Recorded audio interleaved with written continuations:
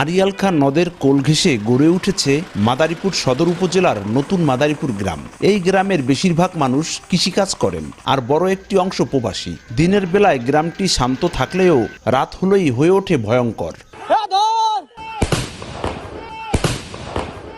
Torch light জ্বালিয়ে প্রায় সংঘর্ষে জড়ায় দুটি পক্ষ।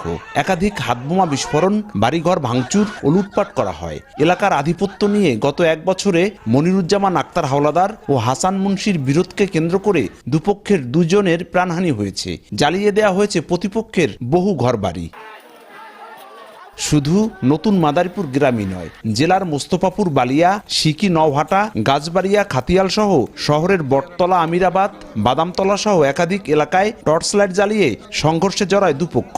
এ যেন নিত্য নৈমিত্তিক ব্যাপার। রাত্রে মারামারি করে, আমরা সব সময় ভয়তে আতঙ্কের উপর থাকি। যে বোম ফেকে আর যে লাইট থাকে, এটা আলো হয়ে যায়।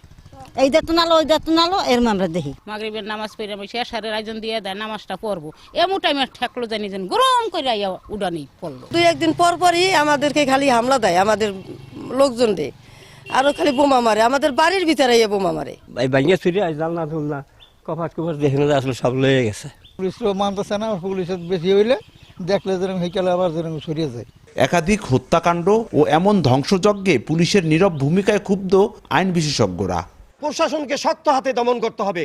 প্রশাসনকে মনে করতে হবে যে এইখানে একটা ঘটনা সংঘটিত হয়েছে, পরবর্তীতে একটা ঘটনা ঘটতে পারে, সে তাৎক্ষণিকভাবে সে হয়তো পদক্ষেপ নিলে এই ধরনের ঘটনাগুলো আর ঘটতো না। অবশ্য পুলিশ বলছে, এলাকার শক্তি প্রদর্শনেই বারবার ঘটছে এই সংঘাত। প্রতিরোধে নেওয়া হচ্ছে আইনি ব্যবস্থা। আমাদের নিয়মিত টহলের বাহিরেও আমরা এক্সট্রা আমাদের যে পেট্রোল টিম এবং আমাদের মোবাইল টিম, আমরা আমাদের পুলিশের সদস্য সংখ্যা বৃদ্ধি সহ আমাদের সবসময় একটি স্ট্যান্ড বাই রেডি থাকে, যেন কোনো রকম এলাকায় বড় ধরনের নাশকতা না হতে পারে। আমরা এর প্রতিরোধে সর্বোচ্চ সতর্ক অবস্থানে আছি। গত এক বছরে এমন হামলা ও সংঘর্ষের ঘটনা ঘটেছে অর্ধশত। হাতে গোনা কয়েকটি মামলা হলেও মূল অপরাধীরা বারবারই রয়ে যায় ধরাছোঁয়ার বাইরে। কখনো তুচ্ছ ঘটনা, আবার কখনো এলাকার আধিপত্য। নানা কারণেই সংঘর্ষে জড়াচ্ছে দুটি পক্ষ। দিনে নয়, রাতের এই সংঘর্ষের ঘটনায় ক্ষতিগ্রস্ত হচ্ছে সাধারণ মানুষ। জায়গা হিসেবে বেছে নেওয়া হয় কখনো খোলা মাঠ, আবার ফসলি জমি। সঞ্জয় কর্মকার, অভিজিৎ, সময় সংবাদ, মাদারীপুর।